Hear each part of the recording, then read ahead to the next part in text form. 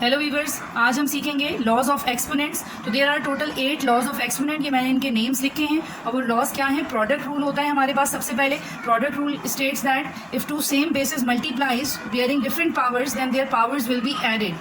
तो ये हो जाएगा a with power m plus n। Then second is the quotient rule, यानी इसी का ही फर्स्ट वाले का ही रिवर्स है कि if two same bases divides with different powers then their powers will be subtracted like this. Then the third one is power of a power rule, यानी कि one base is having two powers, then both the powers will be multiplied. So it will be a, m and m will be multiplied with n.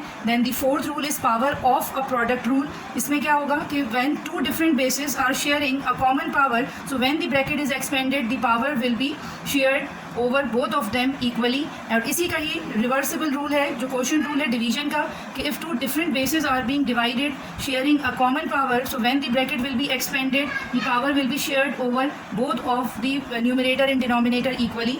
Then this is very important, zero exponent rule.